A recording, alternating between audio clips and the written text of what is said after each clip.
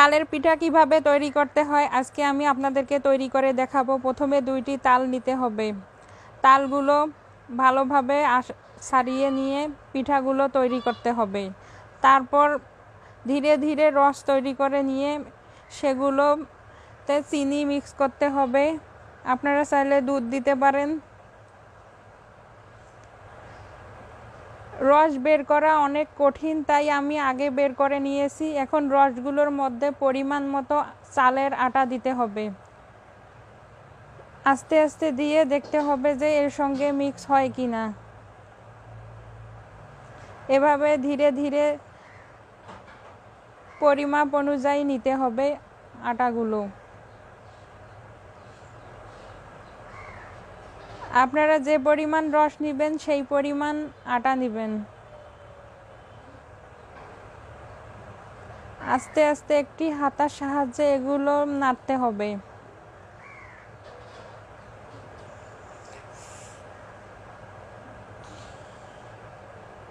এগুলো মিক্স করতে অনেক সময়ের প্রয়োজন। আপনারা ধীরে ধীরে এগুলো মিক্স করে নেবেন। আমি একটি হাতার সাহায্যে এগুলো মিক্স করে নিচ্ছি।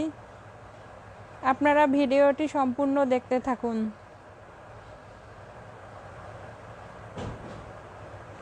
তালের পিঠা অত্যন্ত সুস্বাদু, সবাই খেতে পছন্দ করে। আপনারা সবাই ট্রাই করবেন বাড়িতে খাওয়ার জন্য।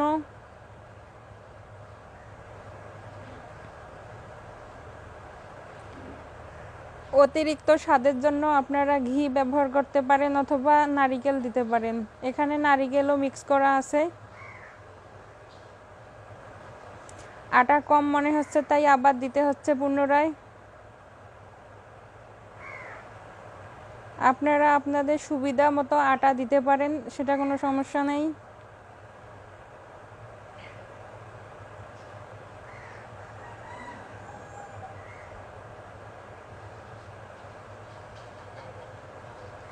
এভাবে ভালোভাবে নাড়তে হবে অনেকক্ষণ।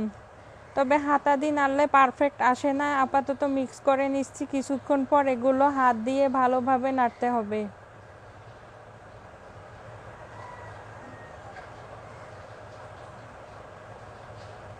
তালের পিঠা সাধারণত অন্যান্য পিঠার থেকে খুবই নরম।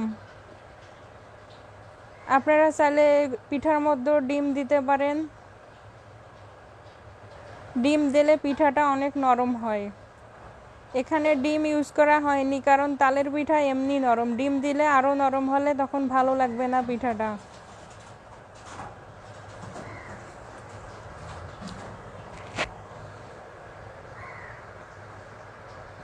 এভাবে ধীরে ধীরে নাড়বেন, দেখবেন আটাটা মিক্স হয়েছে কিনা। যদি বেশি পাতলা মনে হয় আপনারা বাড়তি আরও আটা দিয়ে মিক্স করতে পারেন।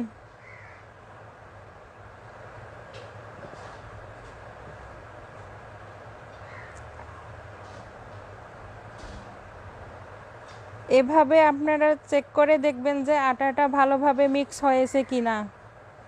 এখন পিঠাগুলো ভেজে দেখাচ্ছি আপনাদেরকে। একটি কড়াইয়ের মধ্যে তেল দিয়ে গরম করে নেবেন তেলটা। তারপর একটি কাপ নিয়ে ওই পিঠাগুলো সাইজ অনুযায়ী বানাবেন। সামান্য পরিমাণ আটাগুলো দেবেন আর ভাজবেন।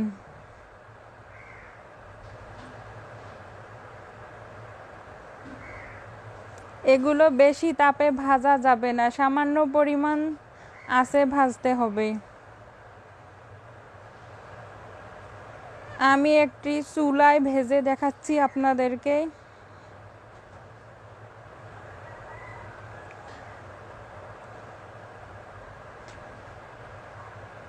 সব কিছু পারফেক্টভাবে মিক্স করার কারণে পিঠাটা ভালোভাবে হচ্ছে।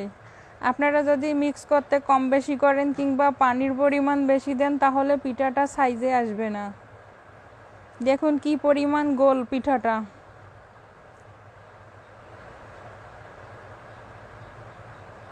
তবে আটাটা বেশিক্ষণ ভিজে রাখতে হবে। ভিজে রাখলে পিঠাটা ভালোভাবে তৈরি হবে।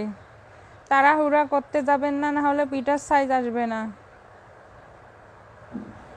এভাবে হালকা আঁচে তেল দিয়ে ভাজবেন।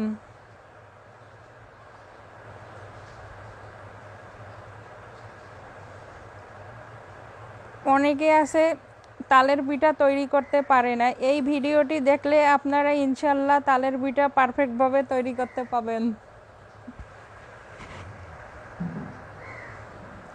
ভিডিওটি যদি আপনাদেরকে ভালো লাগে তাহলে পরবর্তী আরও নিত্য নতুন রেসিপি আপলোড থাকবে এই পেজে, আপনারা পেজটিকে ফলো দিয়ে রাখবেন যাতে নিত্য নতুন রেসিপি আপনাদের মাঝে শেয়ার করতে পারি।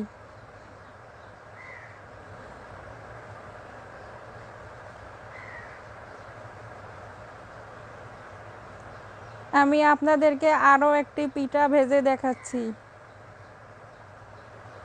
এগুলো কিন্তু তাড়াহুড়ার কোনো কাজ নেই, এগুলো ধীরে ধীরে ভাজতে হবে।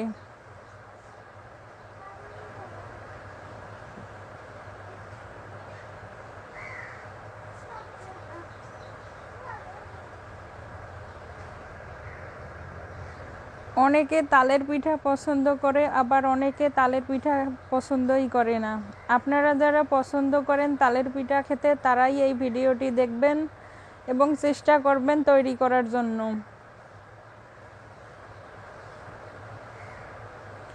তবে একটা কথা বলতেছি, এই পিঠাটা ফোলার কারণ হচ্ছে কড়াইটি আগে গরম করে নেবেন, গরম না হলে তেল দিবেন না। এখন পিঠাগুলো ভাজার পর কীরকম হয়েছে আপনাদেরকে দেখিয়ে দিলাম, দেখেন ভালো করে।